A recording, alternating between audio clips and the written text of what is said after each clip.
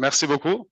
Bonjour à toutes et à tous. Avant de commencer, tout d'abord, je voudrais remercier les membres du jury ainsi que les rapporteurs pour le temps qu'ils ont accordé pour lire et évaluer mon travail. Donc, merci à vous. Et aujourd'hui, c'est une immense joie pour moi de pouvoir partager avec vous les résultats de 3 années de recherche et de résultats impressionnants.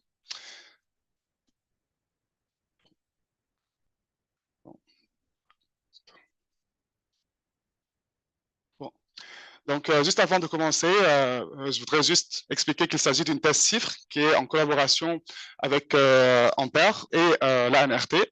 Donc, c'est une thèse qui est conduite au centre Percé des mines ParisTech. Et le directeur de thèse, c'est M. Christian Bourget. Et le co-superviseur de la thèse, c'est Pedro Afonso Nobrega. Et mon superviseur industriel, c'est Marielle Marchand.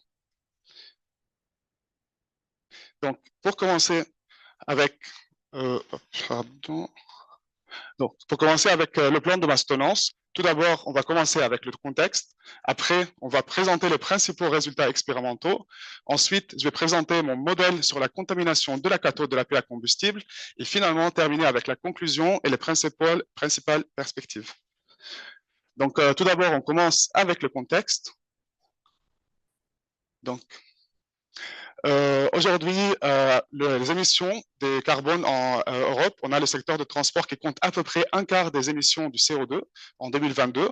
Et c'est pour ça que la Commission européenne elle est en train de mettre des réglementations de plus en plus sévères, et, comme par exemple la norme café qui impose une certaine limitation des émissions du CO2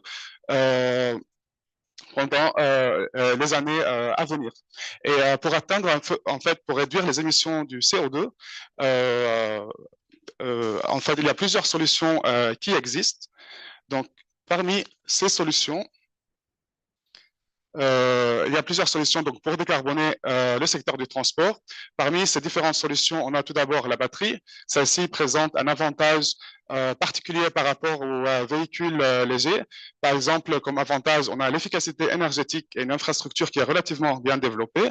Par contre, elle présente certains inconvénients, par exemple le temps de charge, ainsi qu'on a certaines contraintes sur la masse de la batterie et pour l'autonomie. Et encore, on a un certain problème peut-être avec politique, avec l'approvisionnement en lithium. Ce sont des matériaux critiques besoin pour utiliser dans la batterie. La deuxième solution, c'est l'hydrogène. Donc, celle-ci est plus avantageuse pour les poids lourds ainsi que les véhicules à usage intensif comme les taxis, les bus. Et celle-ci, en fait, elle présente des avantages par rapport au temps de charge, ainsi par rapport, donc, on peut relâcher la contrainte de l'autonomie et de la masse puisqu'on a des poids lourds. Et encore, l'avantage qu'elle présente, c'est par rapport à la chaîne d'approvisionnement européenne. Donc, ça, c'est encore un grand avantage par rapport à cette solution. Par contre, elle présente encore quelques inconvénients, tels que l'efficacité. On a l'infrastructure de l'hydrogène qui est moins développée par rapport à l'électrique. Et encore, on a des coûts opérationnels très élevés. La troisième solution, qui est les e-fuels, donc celle-ci est plus avantageuse pour le secteur aéronautique ainsi que pour les bateaux et les secteurs maritimes. Elle présente encore des avantages par rapport à la densité énergétique et pour la masse et l'autonomie. Par contre, elle a encore des inconvénients comme l'efficacité énergétique, elle a des hauts coûts relatifs et encore, elle émet quelques polluants lorsqu'il y a une combustion. Donc, ce qui nous intéresse aujourd'hui, c'est la technologie, c'est la solution hydrogène. Et la technologie la plus étudiée aujourd'hui, c'est la pile à combustible. Donc, qu'est-ce qu'une pile à combustible qui est utilisée dans le secteur dans l'application automobile?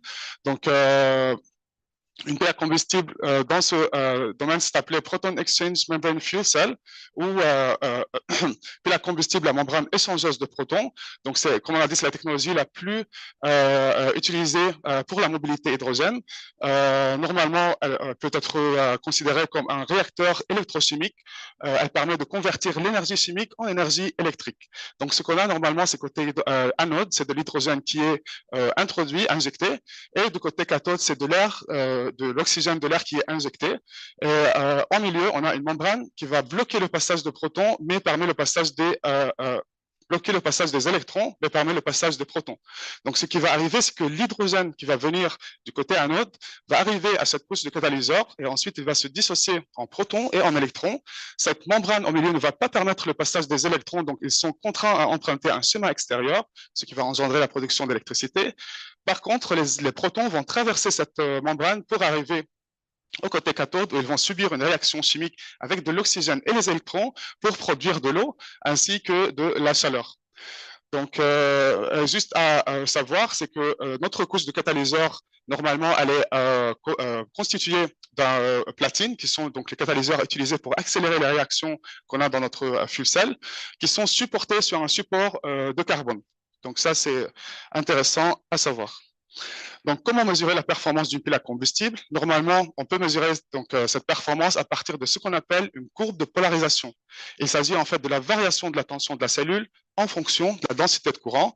Normalement, en cas idéal, on se retrouve à ce qu'on appelle une tension réversible de la cellule. Donc ça, si on considère qu'on n'a pas de perte, sauf qu'en vie réelle, on a des pertes qui sont liées à plusieurs phénomènes.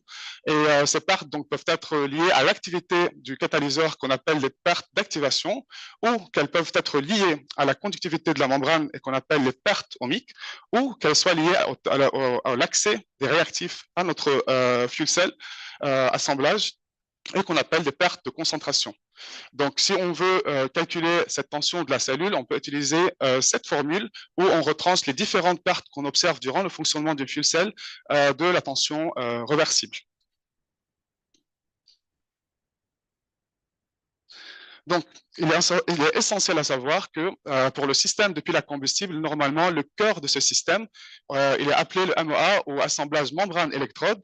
Normalement, celui-ci est formé d'une membrane et des deux côtés, il y a les deux électrodes, la cathode et l'anode. Ensuite, ce cœur, si on veut dire, de ce système de pile à combustible est placé entre deux plaques bipolaires qui vont assurer donc l'accès des réactifs, des gaz réactifs à cet assemblage et assurer encore la gestion thermique.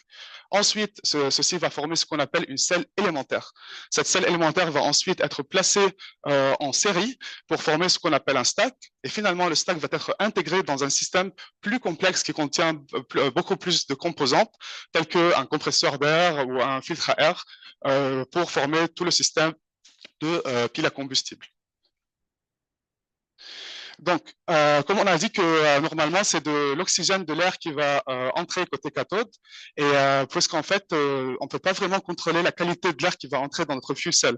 Donc, il serait intéressant de savoir c'est quoi les polluants qui peuvent être présents dans cette air, et donc qui peuvent impacter fortement la performance de cette fuel cell. Normalement, il y a beaucoup de polluants de l'air qui peuvent être soit de sources naturelles comme par les émissions des volcans, soit des émissions du secteur du transport et de l'industrie.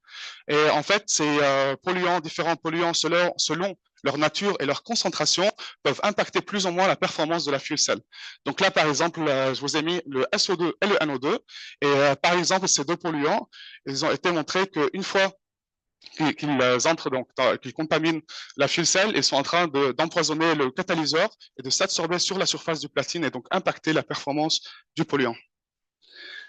Donc, pour éviter ce problème des polluants de l'air, normalement, la solution la plus triviale, c'est d'utiliser un filtre à air. Normalement, ce filtre donc, va réduire l'accès des polluants à la surface du catalyseur côté cathode, sauf que ce filtre à air peut rencontrer certains problèmes, comme par exemple la saturation en polluants, et il peut permettre le bypass de certains polluants de taille très faible. Donc, il est assez intéressant d'étudier l'effet des polluants de l'air sur la performance de la fuel cell afin de pouvoir optimiser le design, le dimensionnement de ce filtre à air et donc déterminer les niveaux seuil de concentration de polluants qui peuvent impacter et donc proposer les solutions et réduire la fréquence de maintenance du filtre à air. Et donc, comme on a dit, il y a plusieurs contaminants qui peuvent donc affecter la performance de la fuel cell. Et puisqu'il y a un grand nombre de contaminants, on a choisi 3 critères essentiels pour déterminer les polluants les plus impactants sur la performance de la fuel cell. Donc, les 3 critères sont tout d'abord la concentration maximale enregistrée en Europe. La deuxième, ça va être l'effet de dégradation de la performance qui est expecté suite aux polluants. Et la troisième, ça va être le degré de réversibilité ou peut-être le pourcentage de récupération de la performance après qu'on arrête l'injection du polluant et on retrouve combien ça peut régénérer sous air pur. Donc, suite à ces trois critères, on a pu déterminer les deux polluants les plus impactants qui vont être le SO2 suivi par le NO2. Donc, pour commencer avec le premier critère, pour déterminer la concentration maximale de SO2 en Europe, on a vu en 2022 que cette concentration elle a atteint 1,6 ppm en Bosnie. Et ça serait intéressant de noter que les émissions de SO2 sont encore intéressantes, plus importantes dans le secteur maritime. Et on peut voir là, par exemple, les concentrations les plus élevées sont au niveau des ports locaux et selon les routes suivies par les bateaux pour le transport. Encore par rapport au NO2, donc la concentration maximale a été enregistrée en Turquie et vaut à peu près 0,56 ppm. Donc, juste pour faire une petite summary de la revue de la littérature sur les effets du SO2 sur la performance de la fuel cell, on a trouvé que plus la concentration de SO2 augmente, plus la chute en tension de la cellule va augmenter. Et donc, pour le SO2, ils ont trouvé que c'est le polluant le plus impactant sur la performance de la fuel cell. Et il y a plusieurs paramètres qui vont impacter cette sévérité de contamination, mais il y a deux paramètres les plus importants qui vont affecter cette sévérité, qui sont la concentration du SO2 et le temps d'exposition, de contamination par ce polluant. Bien sûr, il y a d'autres paramètres aux conditions opératoires qui vont affecter cette sévérité, telles que la température, la densité de courant, le chargement en platine et l'humidité relative. Et encore, pour le SO2, ils ont trouvé dans la littérature qu'il n'y a qu'une récupération partielle qui peut être accomplie lorsqu'on purge la cathode sous air pur.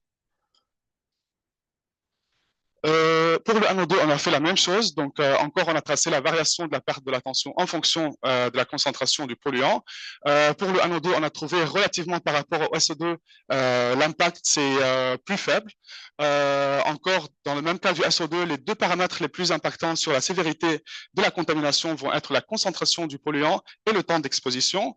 Et encore, comme le cas du SO2, donc les autres paramètres qui peuvent affecter plus ou moins la sévérité de la contamination vont être la température, densité de courant, le chargement en platine et l'humidité relative.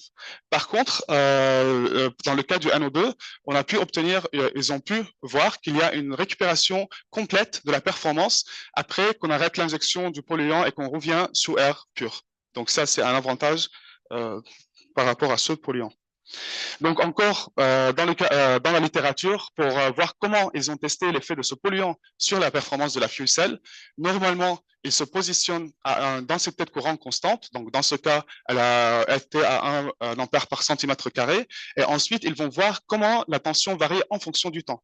Donc, ce qu'il faut savoir, il y a trois phases importantes dans le test de l'effet du polluant.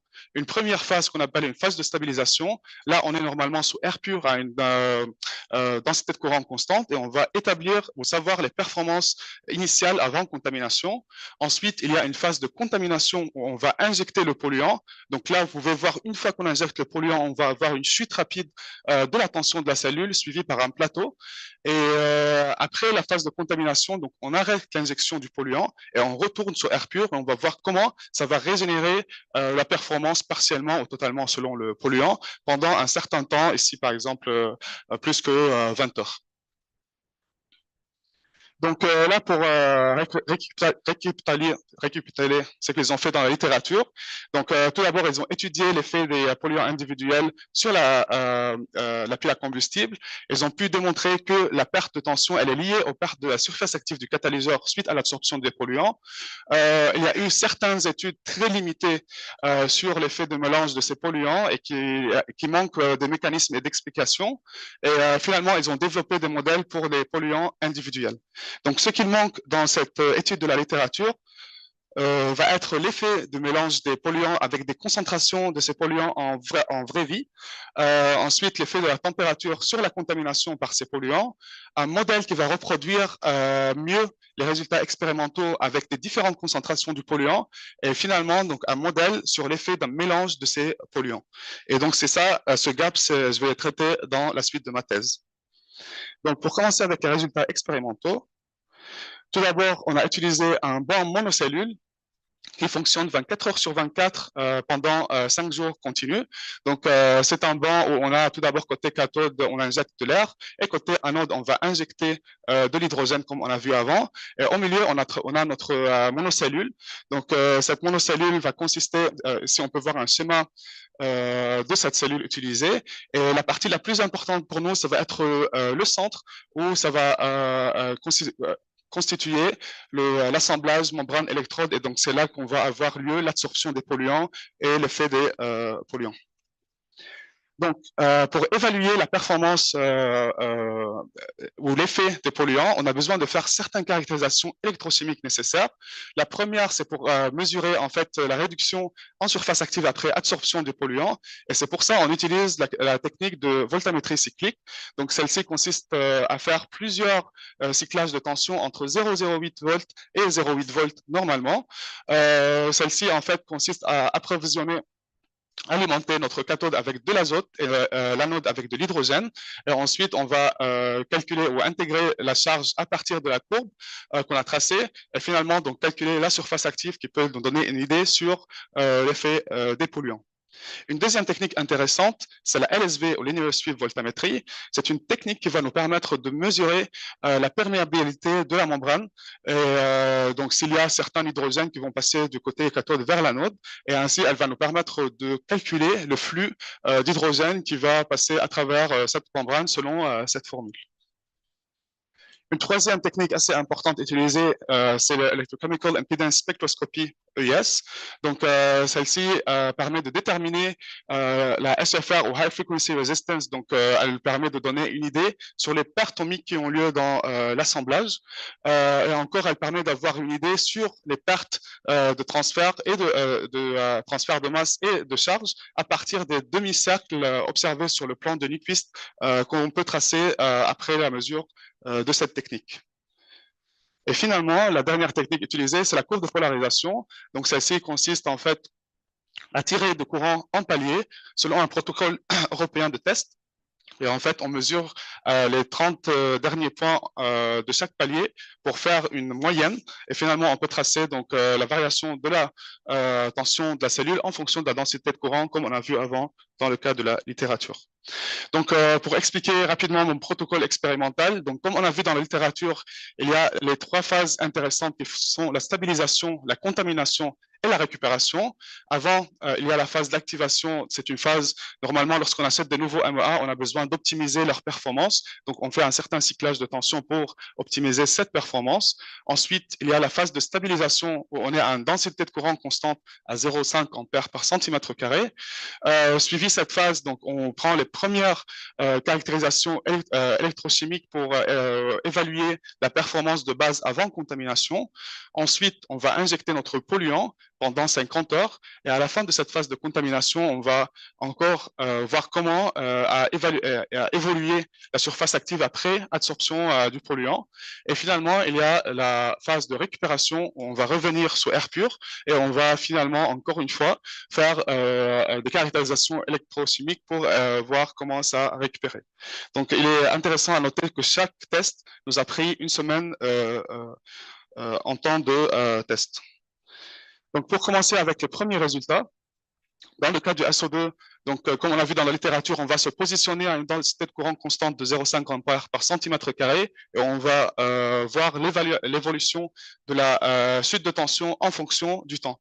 Donc, tout d'abord, on a fait un essai témoin en absence de contaminants. Donc, on est à 0 ppm de SO2 et on peut voir qu'il y a presque aucun changement dans la perte de tension tout au long de la durée du test. Ensuite, on a commencé à injecter des polluants de 0,2 jusqu'à 2 ppm et on peut voir qu'à chaque fois qu'on augmente la concentration du polluant, on a plus une chute dans la tension de la cellule. Et une fois on arrête l'injection du polluant, on peut voir une récupération partielle de la tension de la cellule. Il est intéressant à dire qu'on a observé que plus on monte en concentration du polluant, plus on a une chute accélérée de la tension en fin de phase de contamination, qu'on va essayer d'expliquer après dans notre modèle la raison de cette chute accélérée. Donc, la chute de cette tension, elle est liée en fait à l'absorption des différentes espèces de soufre sur la surface du catalyseur. Il est bien à noter que le SO2 s'absorbe à la surface du platine selon la tension de la cellule. Et normalement, c'est soit réduit en soufre élémentaire avec des tensions inférieures à 0,5 volts, ou soit il est oxydé en ion sulfate bisulfate lorsqu'on est avec des tensions supérieures à 0,8 volts. Et ces trois espèces peuvent encore exister en même temps dans des tensions intermédiaires entre 0,5 et 0,8 volts. Donc, une autre chose qu'on a remarqué durant ces tests, c'est si on fait un petit zoom sur la première partie de la contamination, on peut voir qu'on a un certain délai dans la contamination. Cela veut dire que lorsqu'on est à 0,2 ppm, on voit qu'il y a un délai de l'initiation de la chute de tension après un certain temps, alors que si on augmente la concentration, par exemple, on passe à 2 ppm de SO2, on peut voir qu'on a une chute directe et plus rapide dans la concentration dans la tension de la cellule. Et donc, ceci, on va essayer encore de l'intégrer dans notre modèle après qu'on va développer. Et ceci, il faut dire que ce délai peut être lié au fait qu'il y a une certaine adsorption ou absorption du SO2 en amont avant que ça arrive dans notre cellule. Une deuxième chose, donc, comme on a dit, il y a une certaine liaison entre perte de surface active et perte de tension de la cellule. Donc, plus on monte en concentration du polluant, plus on a une perte en surface active et plus on a une perte en tension de la cellule.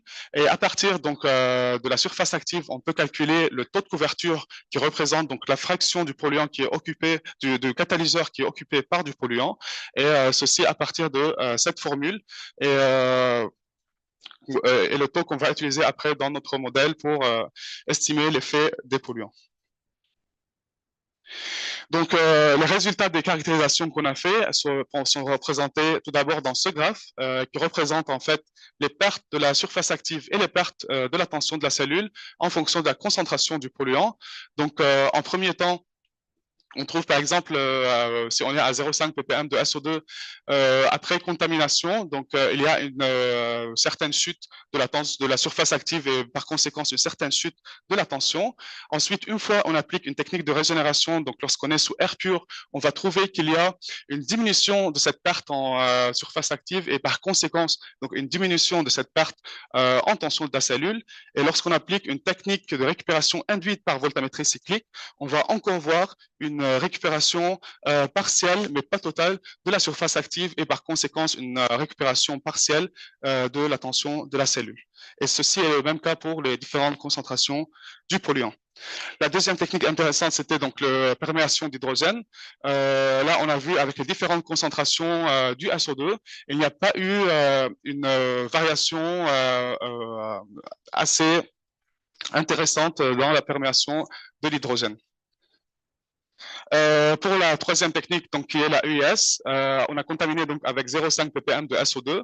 On a trouvé que la valeur de HFR, donc la High Frequency Resistance, elle n'a pas changé après contamination et après régénération. Donc, ceci veut dire que le SO2 n'a pas d'impact vraiment considérable, significatif sur la résistance de l'assemblage.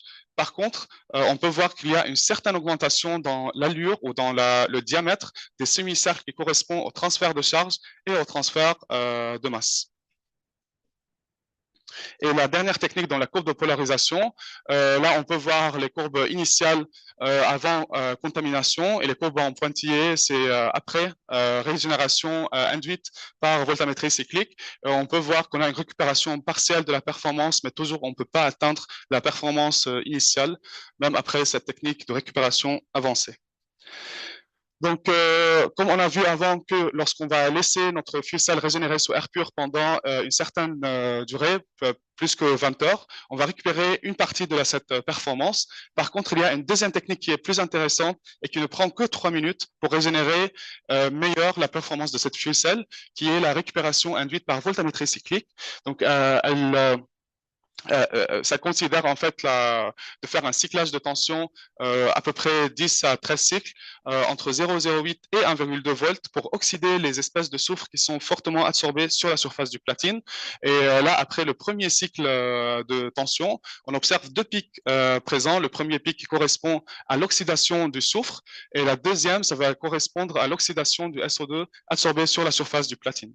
Donc, comme on a dit, cette technique nous permet en fait de récupérer récupérer plus important la tension de la cellule et c'est plus rapide en 3 minutes, sauf qu'elle présente un inconvénient qui est le risque de créer une corrosion de carbone, qui est le support du catalyseur, et puisqu'on excède les tensions supérieures à 0,8 volts et on arrive jusqu'à 1,2 volts.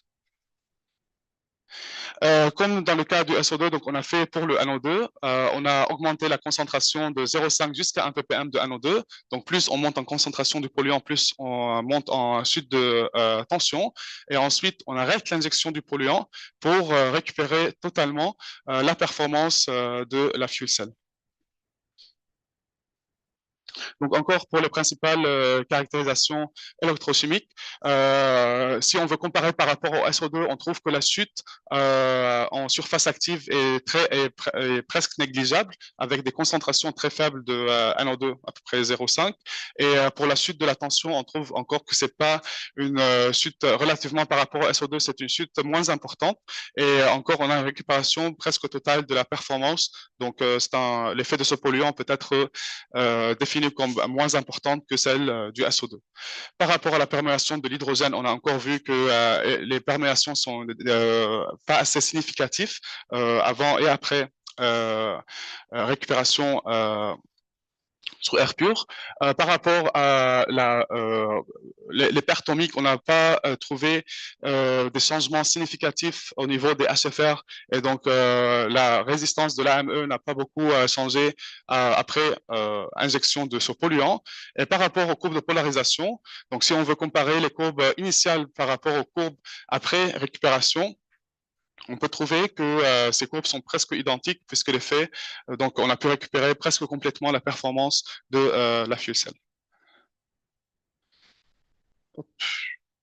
Et là, on passe à la partie la plus importante qui est l'effet du mélange de ces polluants. Donc, tout d'abord, on a choisi de faire un mélange entre le SO2 et NO2 avec la même concentration de ces deux polluants dans le mélange que dans le cas de contamination par ce polluant individuel. Donc, là, on peut voir qu'avec 0,2 ppm de SO2 et 0,8 ppm de NO2, la tendance de cette contamination par le mélange, elle est presque identique à celle de contamination par du SO2 tout seul. Donc, ceci veut dire que peut-être le NO2 n'a pas assez d'influence sur lorsqu'il co-s'absorbe avec le SO2 sur la surface du platine et qu'il contamine en tant que mélange notre fuel cell. Il est intéressant de noter un peu qu'on peut retrouver une certaine cassure qui peut être liée au même phénomène adsorbé dans le cas de contamination par du SO2 tout seul, lorsqu'on a dit qu'il y a peut-être une certaine adsorption ou absorption en amont avant contamination de la couche de catalyseur. Ensuite, on a essayé d'augmenter les concentrations pour voir si c'est la même tendance. Donc là, lorsqu'on passe de 0,2 à 0,5 ppm de SO2, on peut trouver que même en augmentant la concentration de SO2, on retrouve toujours la même tendance que dans le cas de contamination par du SO2 tout seul. Et encore, on a fait la même chose en augmentant encore la concentration, en passant de 0,5 à 1 ppm de SO2. Et toujours avec un mélange de presque 1 ppm de NO2. Et on trouve toujours qu'on a presque la même allure que dans le cas de contamination par du SO2 tout seul. Donc, c'est pour ça qu'on peut dire qu'il s'agit peut-être plutôt d'une absorption compétitive entre le SO2 et le NO2 sur la surface du catalyseur lorsqu'ils contaminent en mélange cette fuel cell. Et encore de la même chose, on a fait donc des caractérisations électrochimiques et si on veut comparer les pertes dans le cas du 1 ppm avec le cas du mélange, on peut trouver que si on considère les marges d'erreur, bien sûr, on est à peu près au même niveau de perte de surface active et dans le même niveau à peu près de pertes en tension. Et pour la HFR, on peut trouver que dans le même cas, comme on a observé avant dans le cas du SO2, on n'a pas vraiment une variation significative dans la HFR. Par contre, on a encore une augmentation dans le diamètre des semi-cercles qui sont liés donc aux pertes de transfert de charge et transfert de masse. Et la troisième partie qui va être le modèle. Donc, pour commencer par le modèle, comme on a vu avant dans la courbe expliquée plus haut, pour calculer la tension de la cellule, normalement, on retranche les trois pertes de la tension réversible de la cellule. Et il faut savoir comment modifier donc cette équation pour prendre en considération l'effet des polluants sur la performance de la fuel cell. Donc, en présence du SO2 et NO2, on peut dire que les termes à changer vont être les pertes d'activation et les pertes de concentration, puisqu'on a dit qu'ils vont s'absorber sur la surface du platine. Et encore, on a dit que, comme on a observé dans le cas dans le cas du diagramme de Nyquist dans les HFR, qu'il y a une certaine augmentation dans le semi-diamètre relié au transfert de masse. Donc, on peut dire que ça peut encore affecter les pertes de concentration. Donc, comment il faut modifier ces termes? Tout d'abord, pour simplifier plus le modèle, on va prendre le delta tension de la cellule. On va tout d'abord considérer, puisqu'on n'a pas vu vraiment des changements, modifications significatifs dans les résistivités, donc après injection du polluant. Donc, on va considérer que les pertes ohmiques sont presque constantes avant et après injection du polluant. Et ensuite, par rapport aux pertes de concentration, normalement, on va les considérer implicitement dans les termes d'activation à partir de la concentration de l'oxygène. Donc, c'est pour ça on peut simplifier notre équation que delta UCL va être égale aux pertes d'activation. Et ensuite, pour modifier ce terme, il faut prendre en considération la fraction disponible du catalyseur qui est disponible pour effectuer la réaction de réduction de l'oxygène. Et elle doit prendre en considération donc la fraction disponible de platine après contamination par ce polluant. Et c'est pour ça qu'on va obtenir cette équation qu'on va utiliser principalement dans notre modèle pour modéliser l'effet de polluant. La question qu'on se pose maintenant, c'est comment déterminer par le modèle ce terme θSO2 qui correspond au taux de couverture qu'on a vu expérimentalement dans les slides d'avant. Donc pour ça, on a tout d'abord fait comme la littérature. Donc c'est un premier modèle qui est le modèle d'isotherme d'absorption de l'embouir. Celui-ci va considérer une absorption compétitive entre l'oxygène et le dioxyde de soufre sur la surface du platine selon ces deux mécanismes. Et en partant de ces mécanismes, on peut modéliser la variation du taux de couverture de ces espèces, le dioxyde de soufre et l'oxygène, qui vont être fonction de la concentration du polluant et des taux de couverture de l'oxygène et du SO2. Il y a des paramètres tels que les constantes d'absorption du SO2 et la désorption du SO2, ainsi pour l'absorption de l'oxygène et la désorption de l'oxygène, qui vont être déterminés ensuite par fitage du modèle avec les résultats expérimentaux. Donc, en utilisant ce premier modèle qui est le plus utilisé dans la littérature, on a tout d'abord essayé de fitter avec une concentration qui était à 0,5 ppm de SO2. Donc là, on a fitté notre modèle avec ce résultat expérimental et on a pu estimer les valeurs de ces constantes. Ensuite, on a utilisé les mêmes constantes pour essayer de modéliser, simuler l'effet des différentes concentrations du polluant. Et on peut voir que pour les concentrations relativement faibles, donc à 0,2 ppm de SO2, on a presque une allure qui est correcte. Par contre, plus on monte en concentration du polluant, plus on va voir que ce modèle n'arrive pas vraiment à fitter cette tendance expérimentale. Et surtout, par exemple, à 2 ppm, on peut voir que le modèle il donne un plateau après certains temps de contamination, alors qu'en vie réelle, on voit qu'il y a une chute accélérée de la tension. Et ceci nous a conduit à penser à un autre modèle amélioré pour permettre de reproduire cet effet expérimental. Donc, avant de continuer, il faut savoir qu'on a essayé encore de modéliser le taux de couverture à partir de notre modèle. C'est le modèle de taux de couverture à la fin de la phase de contamination a été comparé aux résultats expérimentaux et on a pu voir que notre modèle, il surestime relativement ces valeurs expérimentales de taux de couverture. Maintenant, on a une hypothèse qui peut justifier pourquoi notre modèle donc surestime ce taux. C'est en fait à la fin de la phase de contamination et avant qu'on passe à la technique de voltammétrie cyclique pour mesurer la surface active du catalyseur, on passait à ce qu'on appelle le OCV, donc le Open Circuit Voltage.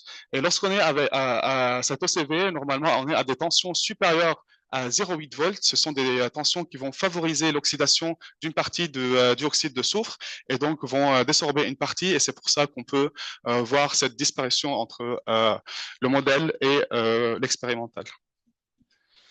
Ensuite, donc, pour dire les avantages de ce modèle, c'est qu'il permet de capturer la tendance générale, si on veut dire, de la chute de tension de la cellule en fonction de la concentration du polluant.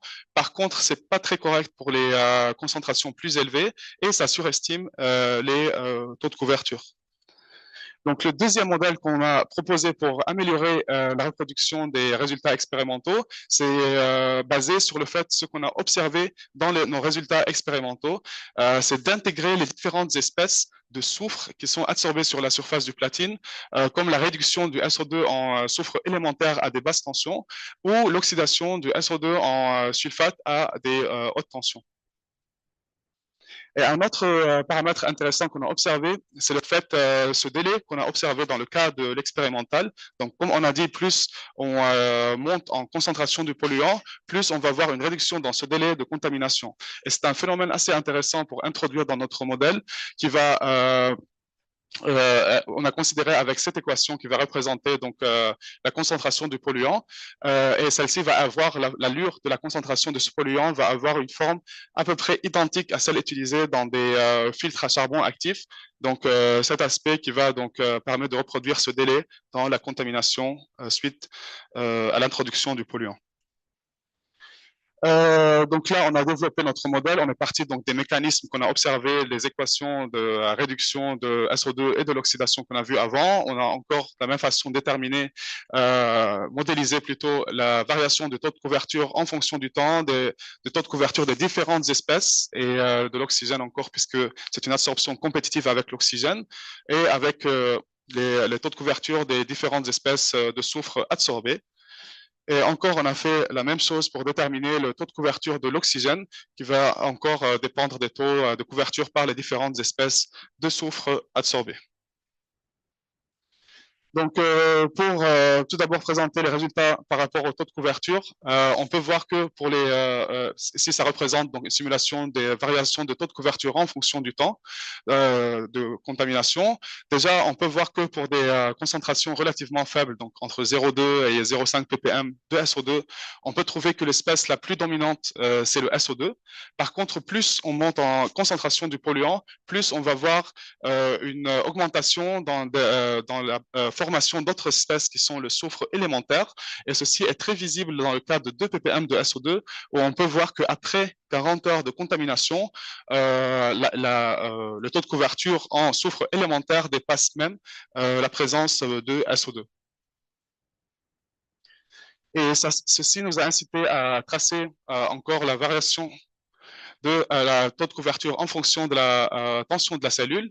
Donc, on peut voir que lorsqu'on est à des tensions, à des concentrations relativement faibles, entre 0,2 et 0,5 ppm de SO2, on peut voir que donc l'espèce dominante formée, c'est le SO2, alors que si on veut dire dans la marge d'opération, alors que plus on monte en concentration du polluant, par exemple à 2 ppm de SO2, on trouve que la formation du soufre élémentaire est favorisée et plus favorable à des tensions inférieures à 0,5 volts, alors que plus on monte en tension, c'est la formation c'est l'absorption réversible du SO2. Et finalement, il y a une toute petite formation des ions sulfates qui reste négligeable. Et finalement, donc, pour représenter les résultats de notre modèle, donc, on peut voir là qu'on a une meilleure représentation de cette tendance de chute accélérée à la fin de la phase de contamination. Et on peut voir qu'on a pu reproduire ce délai qu'on a observé expérimentalement après contamination à différentes concentrations du polluant. Par contre, il est intéressant de noter qu'il y avait 14 paramètres à fitter en même temps lorsqu'on faisait ce modèle et qu'il permet donc de reproduire la perte de tension dans cette marge entre 0,2 et 2 ppm de contamination par du SO2 et elle permet donc de reproduire mieux les résultats expérimentaux. De la même façon, donc, on a utilisé ce même modèle pour modéliser l'effet du NO2. Donc, on a encore estimé, comme dans le cas du SO2, les paramètres liés à l'absorption et désorption du NO2 de la surface du platine.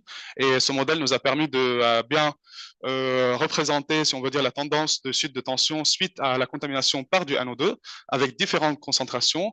Et comme dans le cas du SO2, donc ce modèle surestime, si on veut dire, le taux de couverture si on compare par rapport à l'expérimental pour les mêmes raisons qu'on a citées avant dans le cas du SO2. Et finalement, donc pour passer à l'effet, pour modéliser l'effet du mélange, donc on a utilisé une extension du modèle de l'isotherme de Landwehr pour considérer une absorption compétitive entre différentes gaz sur la surface du solide qui est le platine. Donc dans ce modèle qu'on a développé, on a pu calculer la variation du taux de couverture du SO2 et du NO2 en fonction des autres taux de couverture présents qui sont l'oxygène et les différentes espèces de soufre et du NO2 pour finalement calculer donc la chute de tension qui va être simplifiée par cette équation où 1 moins θ SO2 moins θ NO2 va représenter la surface, la fraction disponible de surface du catalyseur pour effectuer la réaction de réduction de l'oxygène.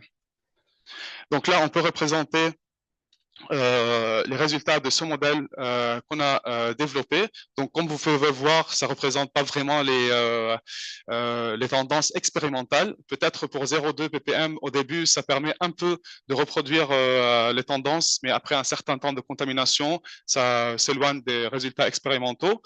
Par contre, ce modèle, quand même, il présente un avantage, c'est dans la tendance générale, c'est que dans ce modèle, il présente une petite cassure. Si on veut augmenter, faire un petit zoom, on peut voir là qu'on a des cassures observées après contamination dans le mélange à différentes concentrations. Et ça, c'est un phénomène qu'on a observé expérimentalement lorsqu'on voyait certaines cassures après contamination par du SO2 et du NO2, qu'on a dit qu'ils peuvent être liés à l'absorption ou l'absorption du SO2 en amont de la cellule, de l'assemblage. Et encore, on a modélisé donc l'effet, on a modélisé donc la taux de couverture. On peut voir que plus on monte en concentration du SO2 dans le mélange, plus ça va être le SO2, les espèces de SO2 la plus dominante dans la contamination de la fuel cell. Et finalement, là, on a repris le premier modèle qui était le plus simpliste avec moins de paramètres et on a pu voir que ce modèle permet de reproduire mieux la tendance générale de contamination de la fuel cell par un mélange de SO2 et NO2. C'est un modèle qui comporte moins de paramètres à fitter et donc c'est un modèle malheureusement qui manque quelques détails mécanistiques pour permettre de considérer les interactions SO2-NO2, mais qui a permis en gros de estimer la tendance générale de cette contamination.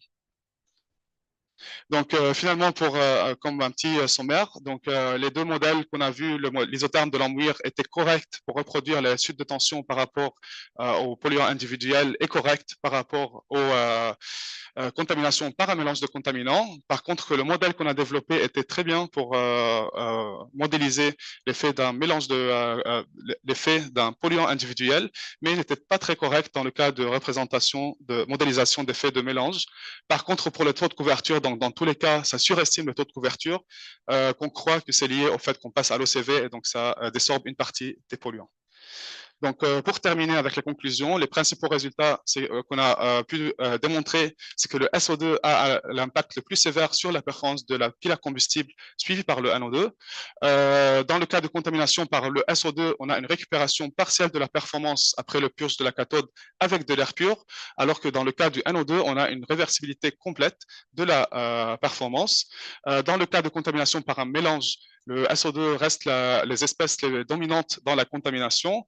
Et on a développé un nouveau modèle qui permet donc de simuler l'effet observé du SO2 dans la contamination de la fuel cell. Donc par ça, je dis cette behavior, je dis donc la tension qui est un délai et avec une chute plus accélérée à la fin de la phase de contamination. Et finalement, on a développé un modèle qui permet de reproduire les résultats expérimentaux en cas de contamination par polluants individuels et par leur mélange. Et finalement, juste pour les perspectives, donc ça serait intéressant d'étendre le modèle pour simuler la contamination sous différentes conditions opératoires en variant la température et la densité de courant, ainsi qu'améliorer la simulation de la phase de récupération de la performance. Encore, ça serait intéressant d'introduire dans notre modèle de mélange un terme qui prend en considération les interactions entre les SO2 et NO2 lorsqu'ils s'absorbent sur la surface du platine.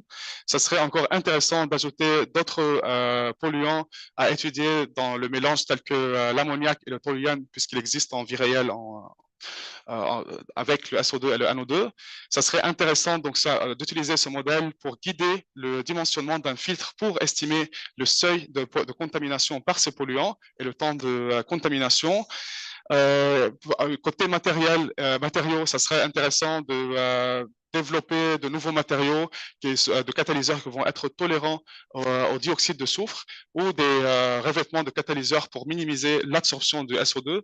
Et finalement, on a déjà fait quelques essais préliminaires sur l'effet de la température sur la contamination de la fuel cell par du SO2 et du NO2 et leur mélange. Mais ça serait intéressant de poursuivre cette étude pour tirer plus de détails et de conclusions et essayer d'expliquer les phénomènes observés. Et finalement, donc, je souhaite remercier les équipes côté Mine Paris Tech, Mine Paris et Renault pour m'avoir rejoint pendant cette aventure de 3 ans pour accomplir ces résultats intéressants. Donc, merci à tous pour votre écoute. Eh ben, en tout cas, merci beaucoup. Merci à tous. Et puis à Monsieur Ahmed Abdelkader. Donc, le jury s'est réuni pour les délibérations suite à votre présentation de défense de thèse.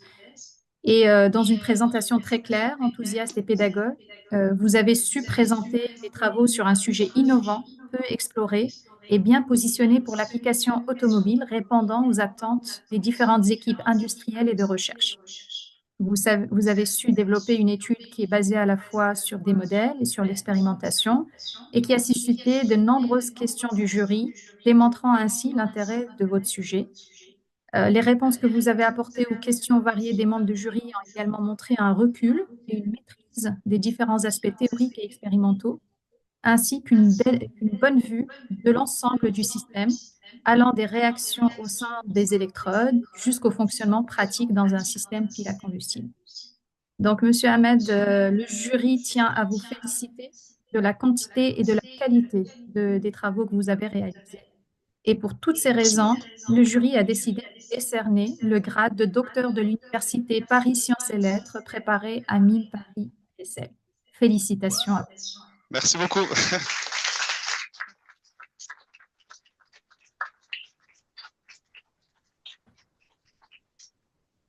Merci beaucoup. Et alors, avant même peut-être de dire un mot, je me dois de vous poser la question si vous souhaitez prononcer le serment du docteur. Oui, bien sûr. Donc, à l'issue de la soutenance, en présence de mes pairs, parvenu à l'issue de mon doctorat en énergétique et génie des procédés, et ayant ainsi pratiqué dans ma quête du savoir l'exercice d'une recherche scientifique exigeante en cultivant la rigueur intellectuelle, la réflexivité éthique et dans le respect des principes de l'intégrité scientifique, je m'engage pour ce qui dépendra de moi dans la suite de ma carrière professionnelle, quel qu'en soit le secteur ou dans le domaine d'activité, à maintenir une conduite intègre dans mon rapport au savoir, mes méthodes et mes résultats. Merci. Félicitations. Bon, merci beaucoup. Tout d'abord, donc là, je veux juste dire un petit mot. Tout d'abord, je recommence pour remercier les membres du jury. Vraiment, merci pour être venus ici, pour vraiment consacrer votre temps à évaluer mon travail. Et j'étais très content que j'ai pu réunir vous comme experts dans le domaine des fuel cells, que ce soit industriel, académique et des grands chercheurs. Donc, j'étais très content que vous avez accepté de venir et évaluer mon travail. Donc, merci à vous une deuxième fois. Ensuite, je voudrais remercier mes superviseurs industriels et académiques. Donc, tout d'abord, Christian, qui est un grand expert scientifique dans le monde de la fuel cell. J'étais très content que vous ayez accepté avec Pedro de superviser ma thèse. Et jusqu'à l'instant, j'ai un screenshot de l'email que tu as accepté de me superviser. J'étais très content à ce moment. Donc, merci à nouveau pour me superviser. Et Pedro, c'est un grand expert que j'ai trouvé dans le monde de modélisation et de simulation. Vraiment, il a toujours ces belles idées innovantes et j'ai beaucoup apprécié de travailler avec lui et il m'a beaucoup avancé dans le monde de modélisation et dans le monde professionnel sur les questions et comment interagir avec les autres. Ensuite, je passe à la partie industrielle. Donc, que dire que de Marielle, ma tutrice, que je considérais comme maman Renaud. Vraiment, j'aimais beaucoup, grâce à elle, j'aimais aller travailler chez Renault. Vraiment, elle n'était pas une boss, mais plutôt quelqu'un qui m'encourageait tout le temps. Elle était toujours à côté, elle me donnait les bons conseils. Et c'était une grande fierté pour moi de travailler sous la supervision d'une expert de l'hydrogène chez Renault. Donc, c'était vraiment le top. Et David, l'ingénieur de recherche qui m'aidait toujours pour l'approvisionnement en matériaux nécessaires pour ma thèse, et son grand humour que j'aimais beaucoup et j'appréciais beaucoup et qui va me manquer. Donc, merci pour tous de me superviser et d'être dans l'équipe. Et dans ce cas, encore pour l'équipe, je remercie Alain et Cédric qui ne sont pas là peut-être. Et ensuite, je dois remercier tous mes collègues qui sont présents à Percé et dans le CMF et la communauté libanaise qui était présente avec moi durant ces 3 années de thèse. Et encore un grand merci à ma famille, ma soeur qui est venue de l'Allemagne pour assister à cette soutenance et tous mes collègues de Percé. Et je m'excuse si j'ai oublié quelqu'un, mais oui, juste un dernier remerciement. Donc, mes amis qui ne sont pas là, présentiels, mais qui sont peut-être en ligne. Donc, je remercie Strasbourg Trip, Objectif 5, des groupes de WhatsApp. Donc, c'est juste ça, de Paris. Et finalement, donc c'était ça. Merci beaucoup. Et c'était un très grand plaisir et être chanceux de faire une thèse entre Paris et la Côte d'Azur, chez Renault et l'École des Mines. C'est top. Merci.